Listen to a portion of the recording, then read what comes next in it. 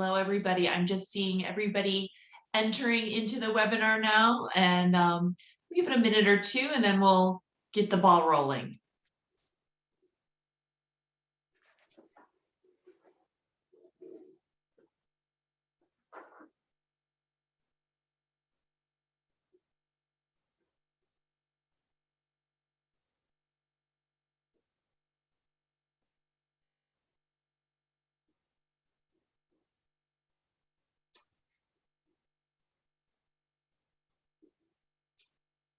Okay. Hello and welcome to our first WisCaregiver Careers Mentoring webinar. My name is Kate Battiato, and I am the project manager for WisCaregiver Careers. I am also the director of workforce development for the Wisconsin Healthcare Association and the Wisconsin Center for Assisted Living. With me today from our project partner team is Janice Mashak, the VP of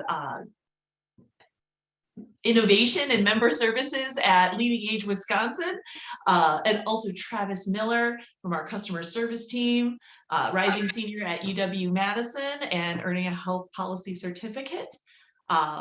We also have Natalie Knopp, one of our mentoring experts from Christian Living Communities, and Pat McBride, both of whom are here to share their knowledge and wisdom about how to start up or improve your peer-to-peer CNA mentoring program.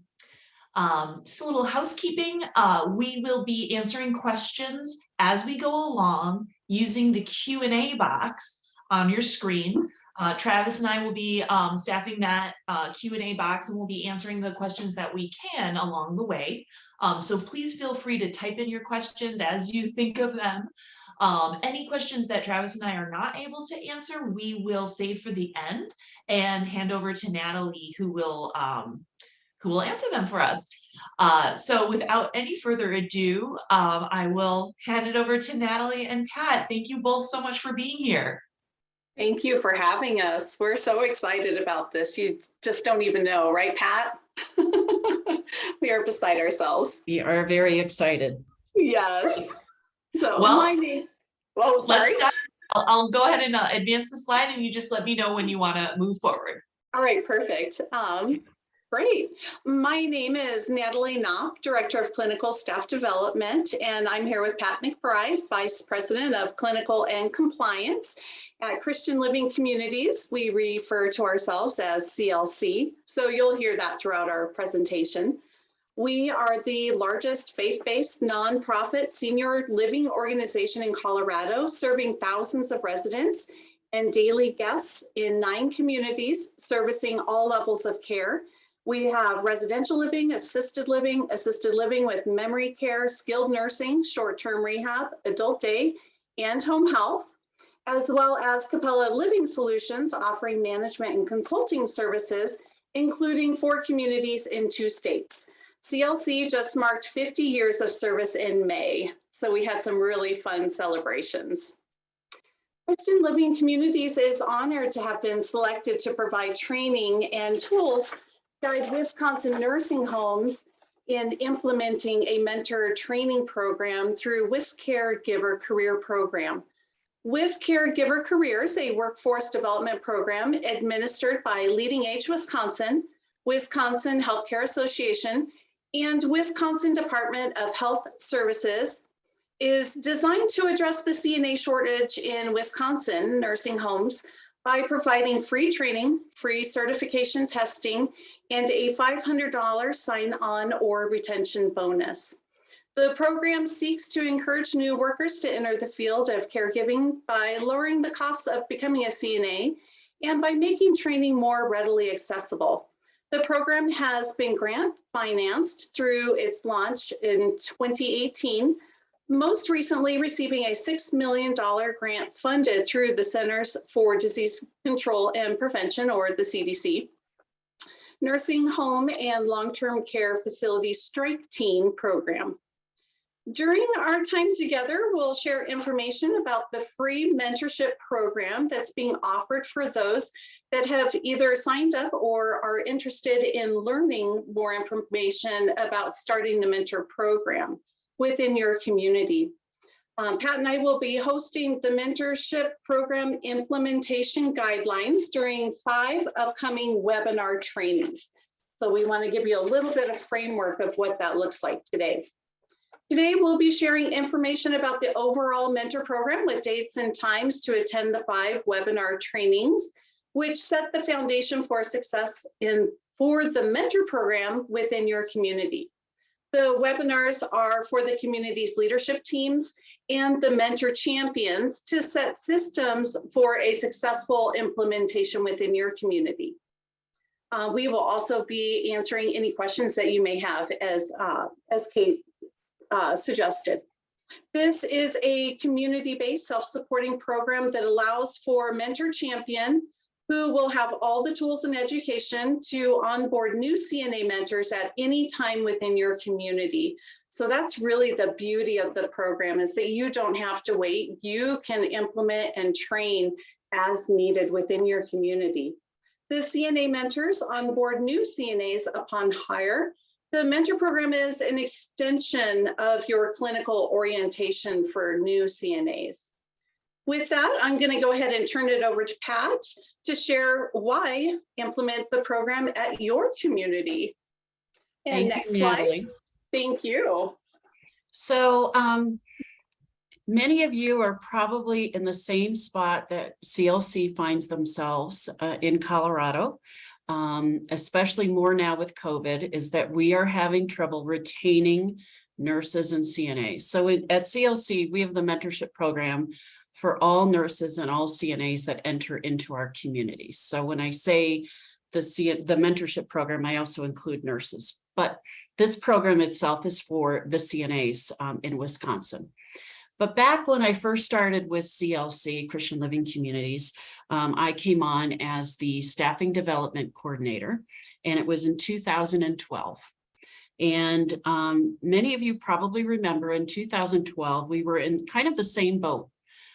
Retention was really bad in our communities. At CLC itself, we were at like 49% retention of new hires, CNAs specifically.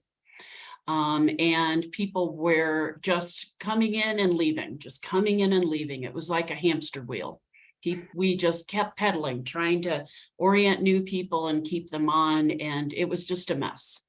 And so I was given the big job of fixing it. So my boss said, we cannot live this way anymore. We've got to fix it. Let's figure this out. And so I did a lot of research on retaining staff and mentorship programs. And there's very few mentorship programs, even to this day, that are designed specifically for CNAs in nursing homes or nurses in nursing homes. There's quite a few in mentorship programs in hospitals, but we're a different beast than that. Nursing homes are very unique. And so what I did is then I started to interview as many people as I could. And I interviewed 3 groups of people. I interviewed CNAs and nurses that left CLC. I interviewed those CNAs and nurses that hung on and stayed at CLC and worked really hard on that gerbil wheel. And then I interviewed residents.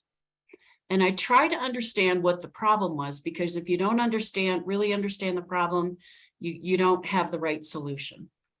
And what I found is, it was really interesting. It came down, well, the most important thing that I learned was how much residents were affected by not having staff that they know or staff that knows them well. And I remember this one woman, she sat down and she held my hands and she said, Pat, and she started to cry. It was so emotional to her. She said, I have so many strangers helping me in the bathroom. I don't know any of them and I don't like it. It's very uncomfortable to me. And I heard that over and over again. Strangers are taking care of me. Nobody knows how I like my breakfast, or, how my rituals are before I go to bed, or any of those things. Nobody knows me. And so then resident care would go down and resident satisfaction. And that would just create more of a really bad situation when we couldn't retain people. So those are my marching orders. I still remember that resident's face and I still think of her quite often. She's now passed on, but we can't have strangers taking care of our loved residents. It just doesn't work, right? It's not why we're here. And so then I started looking at talking to all the nurses and CNAs that left. And I asked them, why are you leaving? And they said, because I thought I knew how to do my job, but you know, every community has a different way of wanting you to do it. And the way that I learned that I'm not doing it the way CLC wants it done is by someone saying, that's not how we do it, and yelling at me, versus teaching me how you want something specifically done. You know, there's a million ways to admit a resident to our communities, right? And each of our communities have different ways of doing things. And those are things that are either skills or there's some of the unwritten rules that all of our communities have.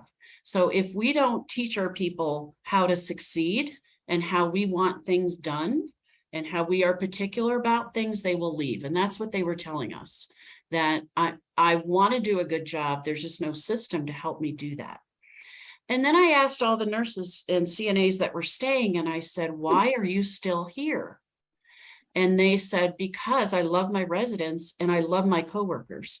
I have best friends that I work with that I have to stay with. These are my best friends. So the whole program is based on those two things. Teaching people how to be successful in their job with the formal and informal roles.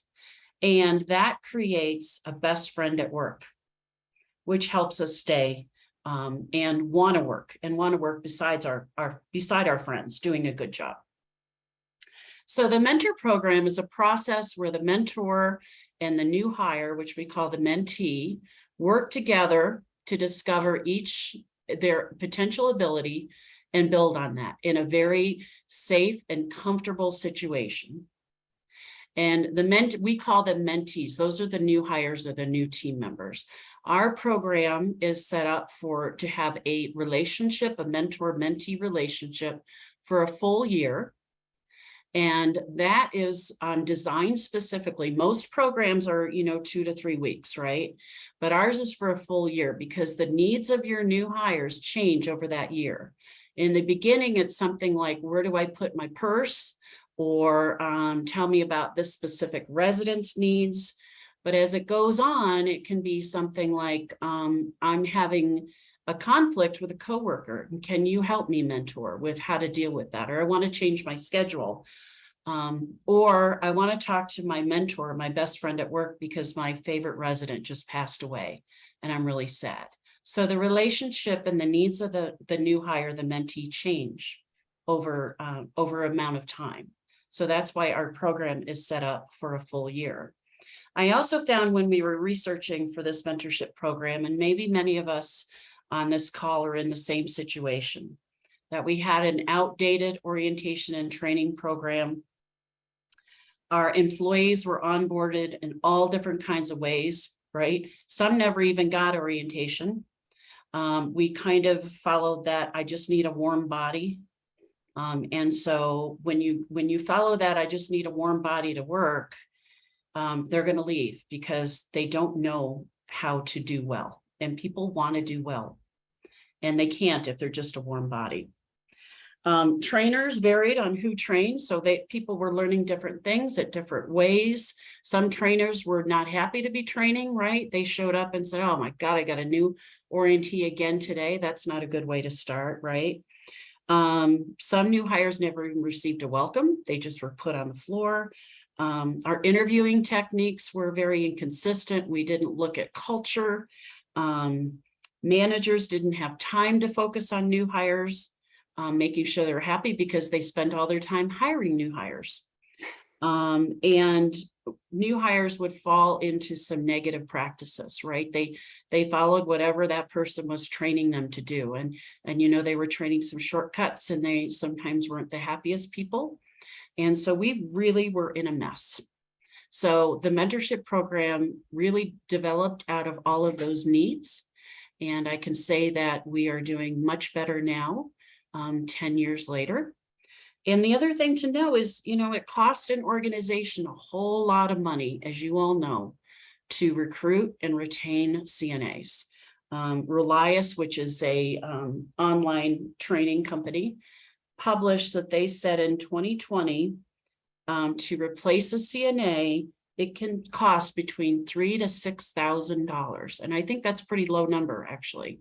And that, there's all that overtime that we have to have, and paying agencies to fill those positions.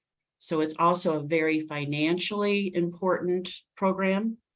And the most important thing is our residents do not have strangers taking care of them, and their quality of care is better. So surveys are better. Customer satisfaction scores are better. Your staff is happier.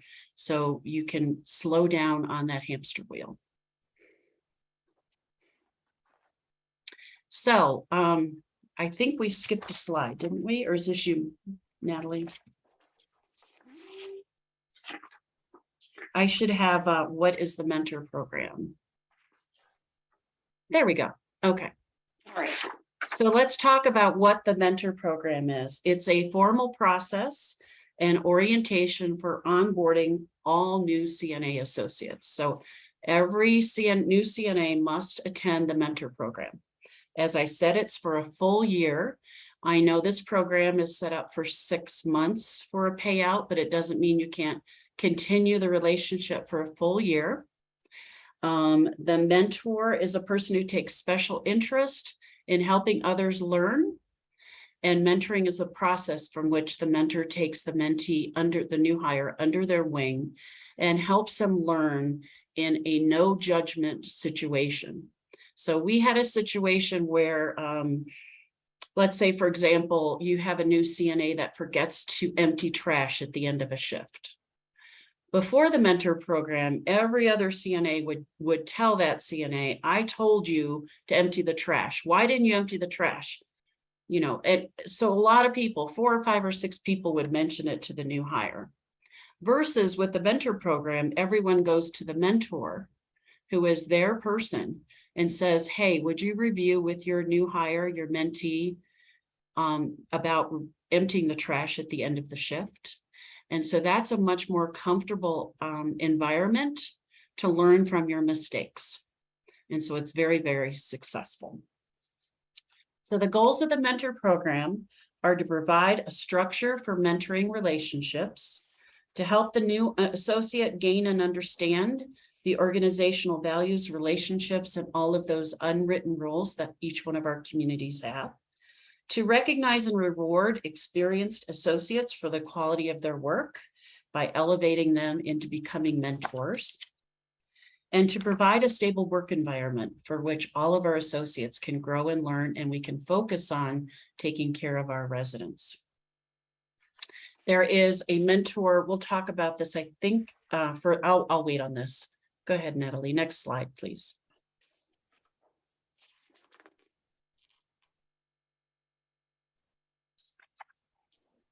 So the most important, one of the first things that you have to do is identify a mentor program champion or a mentor coach in your community. So that is the person who is going to champion the mentorship program in your community. They will set up the training.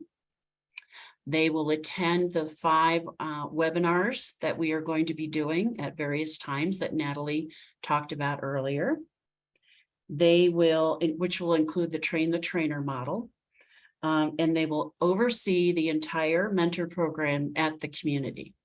Without a good mentor champion, your program will not succeed. So you need someone that's really interested in this, someone that has a lot of energy, someone that believes in it, and someone that can devote some time to this program. They will oversee the mentor program, as I said. They'll conduct new mentor training as needed. They'll set expectations for the new elevated role of mentors. They'll incorporate this program into your orientation program that you currently have. They'll process to test out competencies for new associates.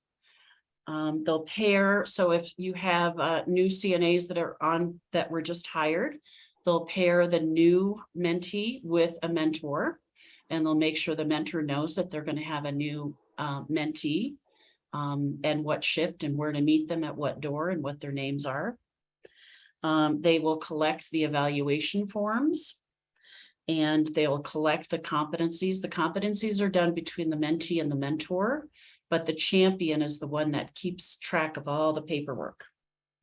They will enter the bonuses into the spreadsheet to make sure people are paid the bonuses that they've earned, and they'll coordinate payment with payroll. They will audit any paperwork and make sure bonuses are processed.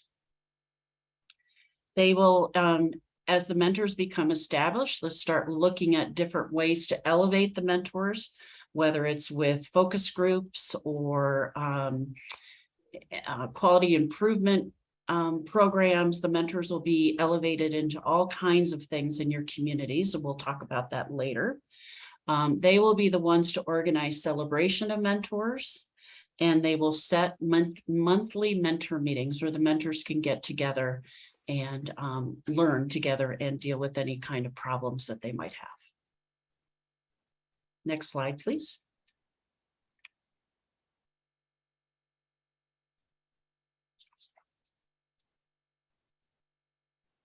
So now, once we have the champion, it's also important that we start identifying who might be really good CNA mentors in your communities. So it's important to know that we need mentors on each shift in each neighborhood, because we have this assignment where your mentor and your mentee are working side by side, and then doing competencies, and then they are working side by side over the next year, hopefully, to help develop that relationship, to develop that best friend at work. So if you have a new hire that's a night CNA, you'd want to assign a night mentor so that they can spend some time together and learn competencies and develop. And once the competencies are done, have that relationship. It doesn't have to be totally shadowed the same schedule, but you do have to have some time where they are working together. So what makes a good CNA mentor? So a CNA mentor has to be pretty good at their skills, but I believe you can train anyone's skills. And what we're going to find is that when we train the CNA mentors, they will learn new things about skills. They will learn better processes, and they will say, ooh, I do a shortcut with that and I shouldn't do that. So they will become better at their craft of being a CNA just by being a mentor in their skill set. But really what's important is you pick someone who likes to teach. You pick someone that reflects your culture, that has the work ethic that you want someone to shadow and follow and implement. So pick someone for their personality, their willingness to do this, their belief in what they're doing is sacred work, and then the skills will come from that.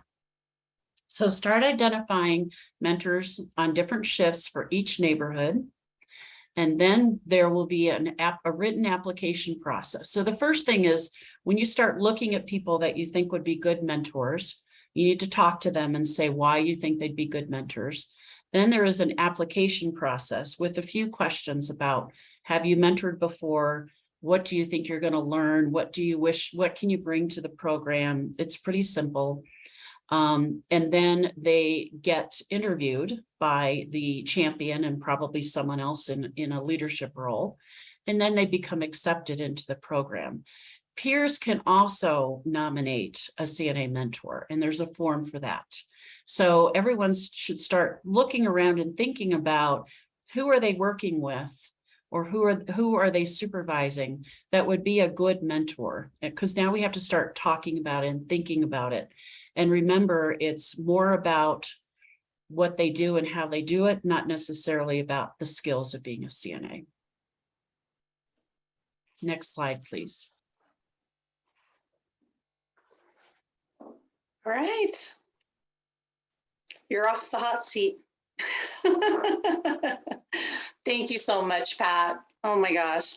I always love hearing about the beginnings of the mentor program. It just warms my heart, especially knowing how successful it is, the program it is. So the opportunity right now is that your community can implement a proven mentor program with all the training and tools, and will guide your leadership team and the new mentor champion when you're attending the 5 webinar trainings that we're offering with partnership through WisCaregiver career programs. The 5 separate webinars all have different content.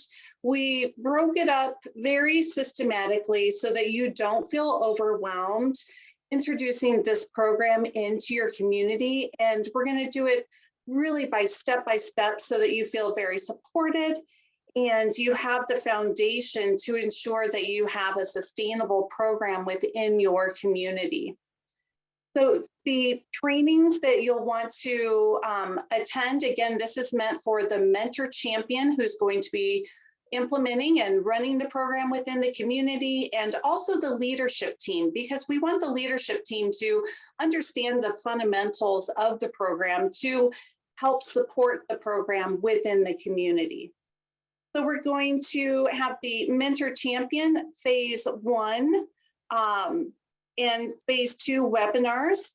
And again, this is going to be the full program that is going to be given to you with all the tools to create your own internal systems for training with a training binder. So once you attend all of the training sessions, all of the tools that we have created, you're going to be able to put those into a training binder to have that readily available at your community at any time.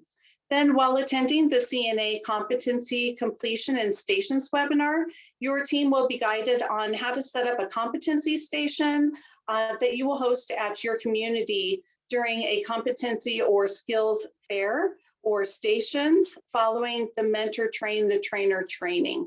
So the intent is this is a program that's going to be sustained and taught at your community. During the morning, you would have the didactic train the trainer training. And then in the afternoon, you will have the skills fair. The leadership team and mentor champion are again going to attend the really interactive and fun 4-hour didactic training that Pat and I will be hosting. I say fun because it's very interactive and fun, and you're going to learn a lot. It's a really fun time. And when that program is taught at your community, again, the competencies fair would be in the afternoon. Your clinical team will have an opportunity with Pat and myself to have a Q&A, which we will host about a week after the mentor train the training. That way we can answer any of your questions to ensure that you have a successful rollout. All right, next slide. The mentorship training, train the trainer. Once your mentor champion has been selected along with the leadership team, again, you're going to attend that 4-hour didactic interactive mentorship training in the morning with the competencies being taught at your community in the afternoon. The didactic education's goal is to teach your leadership team and the mentor champ the fundamentals of the program to support it within your community. And the mentor champion who will be teaching and supporting the new CNA cohorts within your community and overseeing that program will have all the essentials to ensure that you have a program that is sustainable. The topics taught during the mentor training, train the trainer, is what is the definition of the program? So again, we'll be going through that definition as Pat went through, but more in depth. Communication, leadership, managing stress and time, work performance, mentee needs, adult learner needs, managing time, as well as team building. So really all of the skills that we're teaching are in order for your new mentor to have a great foundation to be able to teach others, the mentees that are coming into your community, again, for consistency of care for your residents, and also having the longevity of them staying within your community, again, so that we don't have that hamster wheel completely going all the time. So again,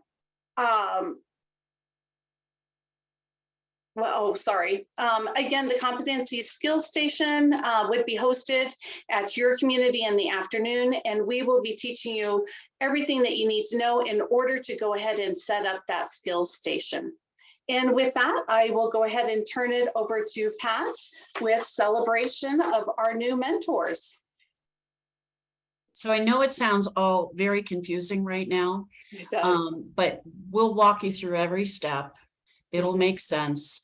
But once your mentors go through the mentor training and they become real mentors, it's so important that you celebrate them. So we've had a lot of fun with celebrating our mentors. Here's just some pictures of the classes. We've done things such as a big party when they graduate. We did a party when the mentors graduated with their mentees after a year. Probably the most successful, there's two really successful things we did, is that we bring the mentors to our leadership meetings and we introduce them in front of all of leadership. And they get to say a little bit about themselves and what they're excited about it being a mentor. And then they wear pins that say, I'm a mentor. And the pins that we first got them were too small. They wanted them to be very large so everybody could know that they were a mentor. So that's a little hint. Make sure the mentor pin is loud and proud. We also we elevate the mentors in so many ways. Whenever we have a survey, we give extra work to our mentors to do because they're so good at what they do. We use them for focus groups. We use them to evaluate new equipment. We've also trained our mentors to do the initial interviews for all new hires. So there's all kinds of, it's endless, all the things you could do with the mentors, but you want to make sure you celebrate them, you elevate them, you recognize them for this added education and added responsibility. And then the sky's the limit of what they can do and accomplish. I unfortunately have another commitment, so I'm going to leave the rest to Natalie. Thank you, Natalie. And welcome. So glad to welcome from Colorado, and so glad to be working with you in the future. And I hope all of you take advantage of this great opportunity, and we'll walk side by side and we'll get this taken care of, and you'll be able to see some great results, I believe. Thank you, Natalie. Thank you, Bye. Pat, very much. All right, next slide. So the nuts and the bolts of at the community, to set the systems for the mentee sustainability, success, and longevity, the mentors have many needs that we will share during the webinars. They need to have that relief from the anxiety. This may be a new job, it's new residents, new associates that they need to get to know. Maybe they've moved from a different state. Sincere welcome. We want to, as Pat suggested, we want to greet them at the door, give them a name tag and a shirt, and have them already feel like they're a part of our team. Introductions are really important, not only to their coworkers, but also to our residents, the ones that they're going to be servicing. And the integration into our community, again, to feel that inclusion. Like Pat shared, everyone wants to have a friend at work. We all have friends at work, and that keeps us going. And then loyalty, we need to have that trust that's built. And then clinical orientation and competencies for consistent education. It's really improved our quality measures, having that consistency. And they need to know policies and procedure. Again, teach me what I need to know in order for me to be successful. And we want to teach them, what are our expectations? What are your expectations for this new position? Again, it helps to set them up with success. And the chain of command, like Pat shared with the trash can, it's really great to have coworkers come to the mentor with a problem so that they don't go to the new associate, so that they feel that big welcome as well. And then respect. And we want to have open lines of communication between the mentor and the mentor champ and the leadership. So setting up those systems within the community. And prompt feedback, both good and bad. If we're doing something wrong, we want to know right away so that we can, again, be successful in our position. And the same thing, if you're doing something good, you want to be praised and let known that as well. And then acceptance. We all want to feel like we belong wherever we're working. And just having that relationship with our peers, and again, having that friend at work. All right, next slide. And then what does our mentor need in order to feel successful? So we're going to be sharing some of our strategies for the mentor and the mentee sustainability. The mentor needs time to be able to implement this program and the systems within the community. We always recommend, if you can do it, comping a mentor-mentee time together, maybe at your bistro or your dining room where they're having a meal together or a cup of coffee, just something where they're coming up off of the floor and sitting down together and having that one-on-one conversation. Support the mentor with identified training needs. We want to offer paid time off for required paperwork and training, and overall support and recognition of the value of the program within the organization. And that really starts at the leadership. The leadership team really needs to have that support for the mentor champ. Also, they're going to set monthly mentor meetings for connection with others, growth in the community. As a team, you're going to learn how that mentor and mentee program can be expanded into other roles. And that mentor also, if available, different leadership trainings. And the mentors can also help facilitate clinical orientation and competencies. So teaching the mentor how to do that, and helping with that clinical orientation.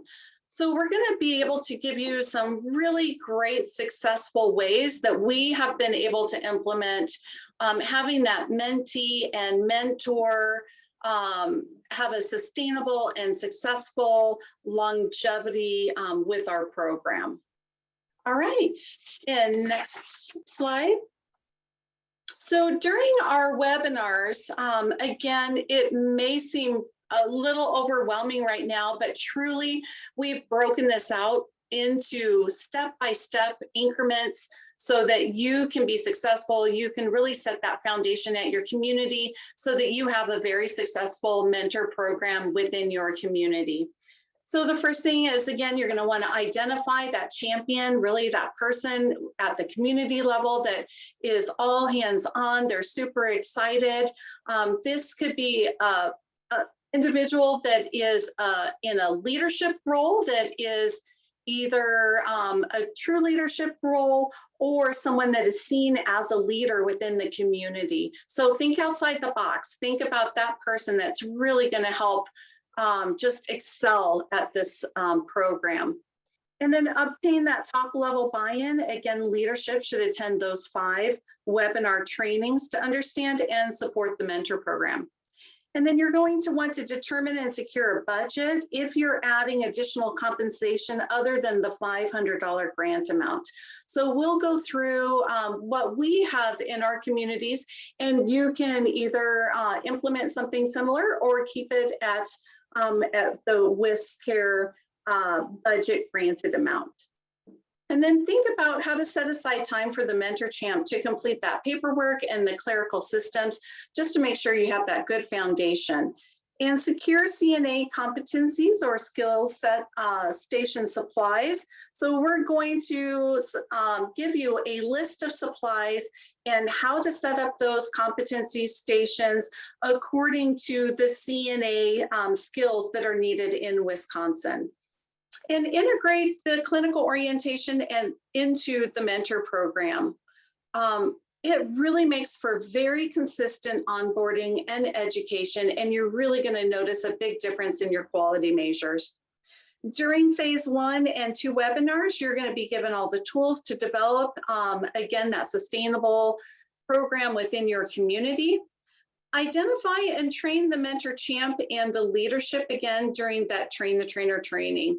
I just can't emphasize how important it is that you get a full community buy-in with the program. And then start setting systems after attending phase 1 and 2 for a successful rollout of the program. So we will help you after phase 1. You'll have some homework within the community. Don't let homework scare you, but it's just to set systems in place to ensure, again, that it's a sustainable system. And then in phase 2, we will give you additional homework to do within the community, again, just to set those systems. We're going to be very intentional on setting up this training within your community.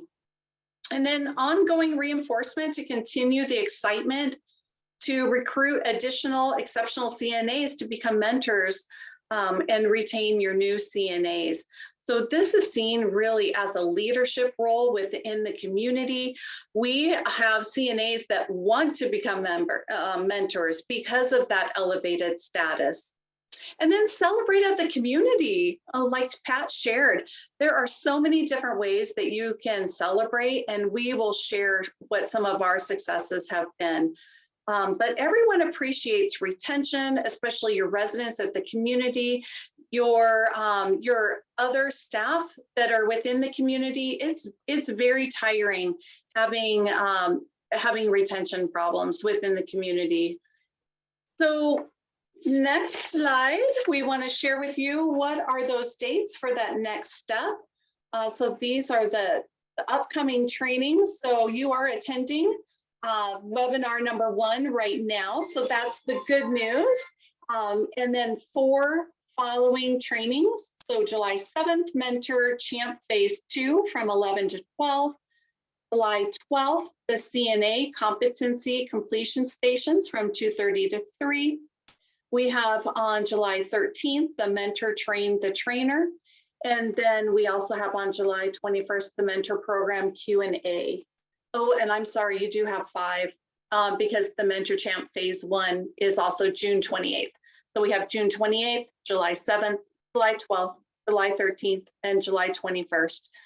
We spread it out so that, again, you can set those systems within your community. So with that, I'll go ahead and answer any questions that you may have. What questions do you have? And again, if you can put those into the chat. Thanks, Natalie. Yes, thank you.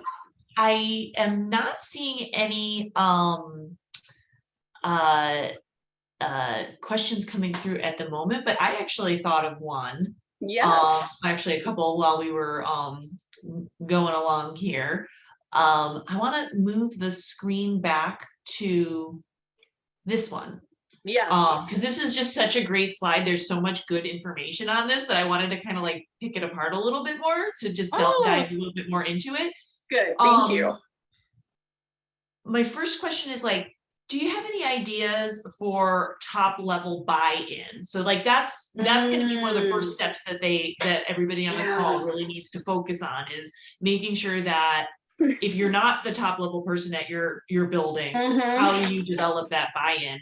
You know, when I was listening to your presentation, a couple of things that set in my mind was how Pat had mentioned that cost for recruiting and replacing a CNA, that's $6,000. That's a big cost. Yeah.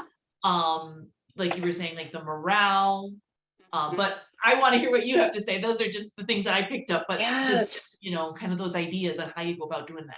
Right. No, you're exactly right. What I would suggest is work with your HR team and find out, and this is what we track. We track how many associates have been hired, and then what is their retention.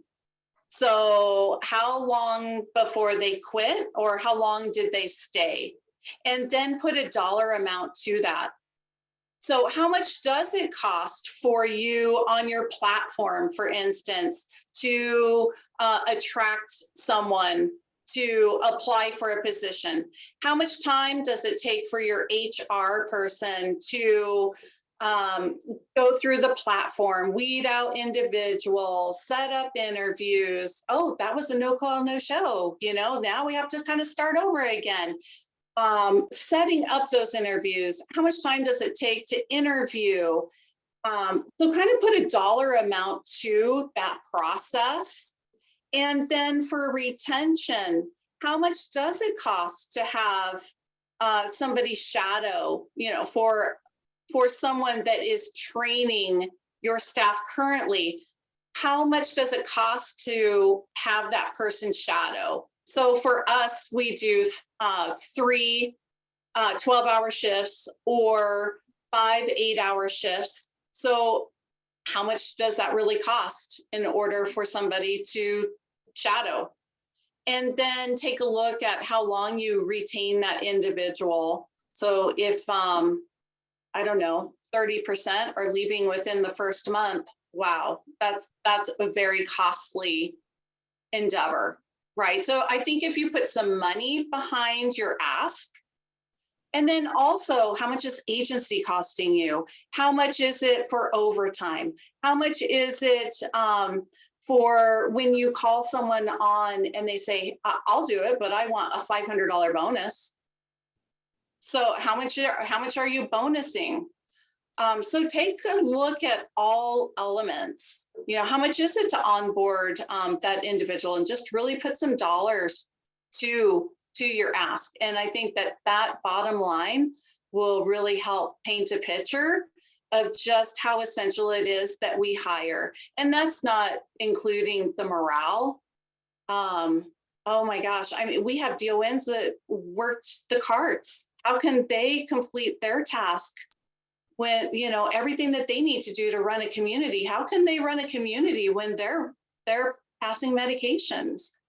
So it doesn't just affect the CNAs, the nurses, it affects the nurse leadership. Are you retaining your nurse leadership team because of the burnout and the staff retention? And then think of the bottom line with our residents. Our residents are always at the heart of everything that we do. They are our center. How is this affecting our residents, having individuals that they don't know, strangers coming into their rooms and taking care of them? So like Pat shared, the latest that we have from Relias Research was in 2020, to replace a CNA, an organization can spend between $3,000 to $6,000 on indirect costs, such as overtime, direct costs, as well as recruiting and onboarding. And also industry average is 85 days to fill a nursing position. So 85 days of our leaders trying to find individuals to cover that shift is just exhausting, that hamster wheel. Great. Thank you. You're welcome. It comes down to the dollars and to our residents' satisfaction and family satisfaction, and how we're taking care of those that we are blessed to serve. Yeah, and I can just see the ripple effect amongst the existing staff, that they can see that the leadership here is addressing this. They care about this. They're trying to fix it. They're doing what they can, Yes. and doing it in a way that's empowering the current team. Absolutely. That kind of folds Well in. So said. just to address a couple of the questions that came up through the chat box, they're kind of housekeeping questions. So first off, to clarify, WisCaregiver Careers is only currently available to nursing homes due to some restrictions on our funding source. We really apologize for the disappointment there, and we would love to see WisCaregiver Careers expanded across the care continuum as we move forward with different funding sources. If you're a assisted living or CBRF who would like to get some more information, I do have some resources available, not directly through this program, but through a program that is modeled after our program for assisted living. So feel free to reach out to me and I can connect you with that program. Also, Kate, just to interject really quick, this program, we run it throughout all of our communities. And so this program is sustainable in AL, in memory care, in skilled nursing, in long-term care. We have this same exact program in all of our levels of care. So someone could absolutely, once they become very familiar with the program and have implemented it and you're running it, you can certainly take the systems that you like and kind of just roll it out into your other levels of care. Excellent. Yeah, and as far as WisCaregiver careers goes, we would welcome anybody from assisted living or any of the other continuum of care to participate in our mentoring programming, you know, attending our webinars and accessing our resources. Yes. They're all, you know, everybody is welcome to participate. It's just more of the dollars and cents reimbursements that are restricted to the nursing homes. But, you know, the cost involved with the mentoring is the same regardless of who uses it in Wisconsin. Another question that we've gotten through the chat is that we've got a couple of them about like, how do we access the materials, both the recording of today's presentation and the resources that Natalie and Pat have to share, like the written materials that they have, and also the PowerPoint slides. All of those materials will be posted to a secure file transfer site that we are currently developing. It will be password protected to protect the content of the materials that they've created, their intellectual property. So when that site is up and running, we will distribute the link to access those materials and the password through our employer communication email listserv. So we will email you at the email addresses that you provided when you registered for the program. That's how we'll contact you and provide that link in the password. So I've seen one more question. Okay, so then we have a question about contact information, and I will move that down to this slide here. So here is Pat and Natalie's email addresses. And then Natalie, can you kind of let people know like what the expectation is in terms of contacting you and emailing you? Oh, sure. Feel free to contact us. It would probably be better if you email both Pat and myself. That way we can tag team it. That way if she's out, I can get the email and vice versa, especially with summer. We will definitely get back to you within 24 hours. Typically, we're much quicker than that. But we will absolutely get back to you with any questions that you may have. We are truly here to help support you. We know that this is a very impactful, super positive, amazing program. And we are just so excited that this could potentially impact so many individuals in Wisconsin. It just warms our heart, truly. We're super excited about this. So don't hesitate to email us. We will absolutely get back with you. Okay, great. So as we're waiting for some more questions to come in through the chat box or the Q&A box, I had a question about, so one of the things that I think it was towards the beginning of the presentation when Pat was saying the example about the new CNA forgetting to empty the trash. Yes. And then everybody is, you know, without the mentor in place, everybody keeps on hammering that one, you know, newbie about the trash. But with this new system, they can contact the mentor. How do the rest of the staff know who the new trainee's mentor is? So that could be posted by, I'm guessing that there's a, we use the schedulers. The schedulers are the individuals that assign the mentor and the mentee together, because we do want them to work the same shift at the same time in the same neighborhood. so that they can start to get familiar with the residents that we serve, our processes. And as we all know, you have different tasks during the day than you would in the evening as you would overnight. So we want that new mentee to really be successful in their new role. So it could be whomever is coordinating the mentor and the mentee being paired to work together. They could post a schedule. They could post that in the break room by the time clock. If you have PCC, you could put an alert into PCC. So when you open it up in the morning, you can see who's being paired with who.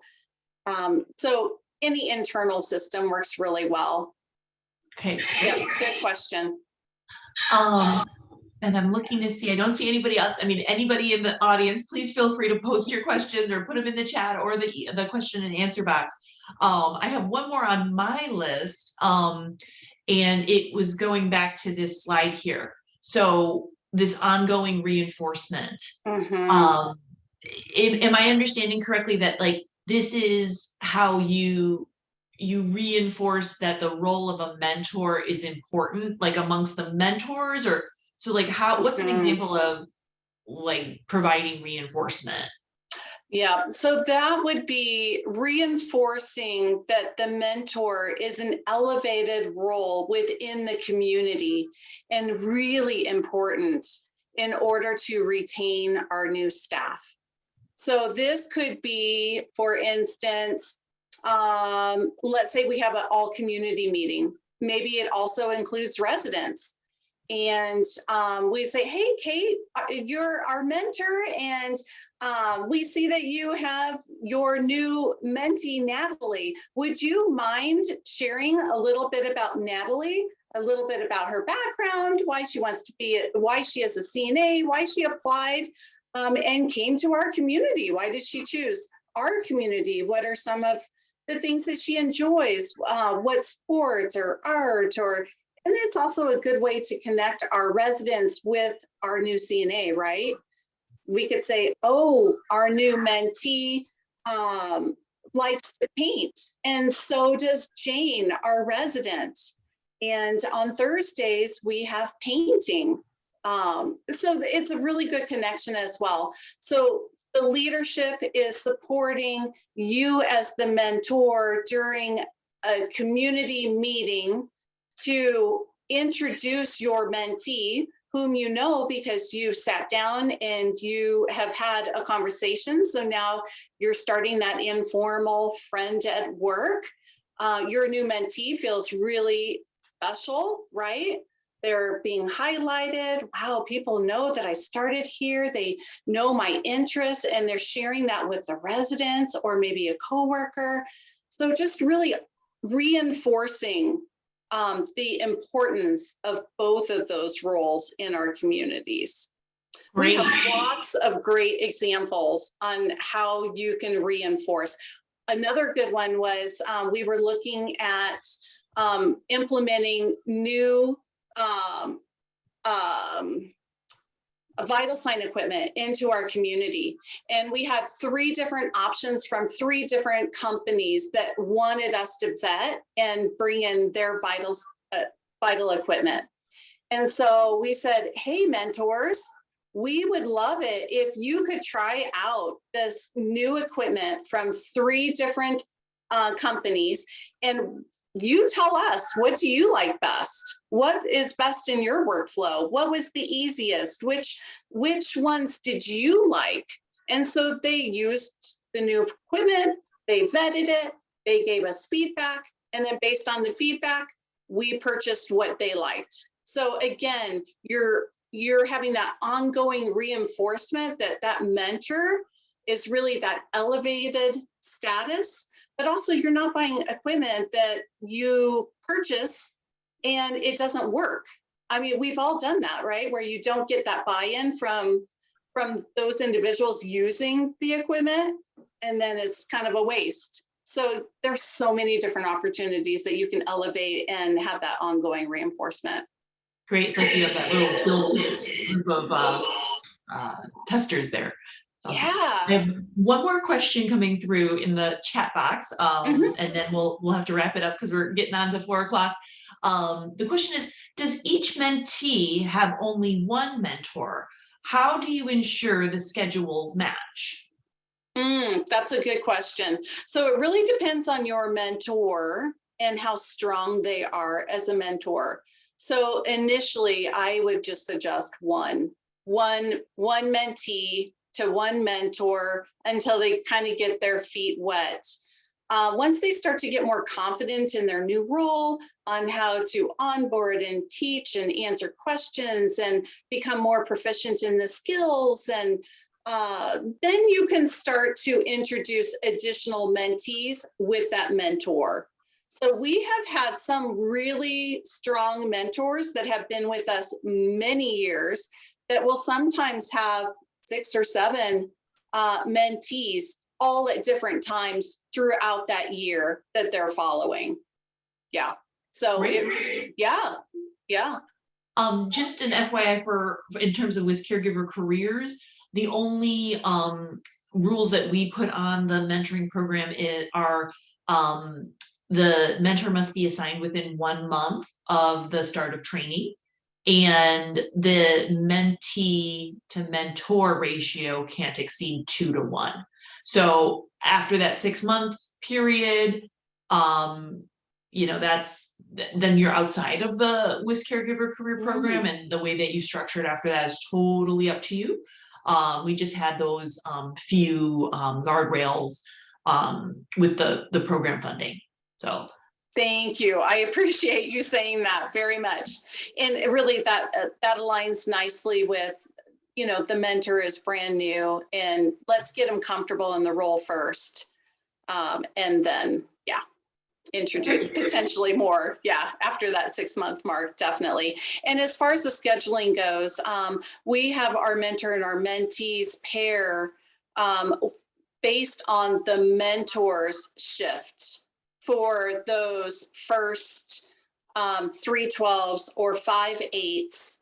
And then thereafter, the mentee is put on their own schedule that they were hired for. Okay. Yeah. So just kind of getting them launched, Yes. your feet under you kind of thing. And then the relationship is more, it's not a constant 1-to-1 pairing. It's more of a check-in. That's correct. Yeah. It's a one-on-one for that initial orientation time. So whatever time period you have at your community for that orientation one-on-one. And that's when we also complete our competencies, as many as possible, so that we're always survey ready. And as we all know, and based on what the mentor shares with us, some CNAs are seasoned and they're ready to go, and they only need that initial onboarding period. Maybe for others, they will need maybe an additional day or 2. So don't have it, real steadfast. Have it kind of ebb and flow depending upon your mentees' needs, because again, we want to retain them. So we're going to support whatever their needs are. Well, great. This has been so wonderful to get the ball rolling. And I'm very much looking forward to next week's presentation. So everybody make sure to mark your calendars for June 28th from 1 to 2 p.m., where we're going to learn all about Mentor Champions and how to really get the program started. Yes. The links to register for the next one and all the following ones are available on the WisCaregiver Careers employer pages on both the WHCA website and the Leading Age Wisconsin website. If you hop on either of those websites and look for WisCaregiver Careers, you'll be able to find them. So Natalie, thank you so much for being here, and make sure to send our thank you as well to Pat. You're both wonderful to have, and we're really looking forward to learning from you. Great. Thank you so much, Kate, for having us. We're thrilled. Thanks. All right. Bye, everybody. Bye. Thank you.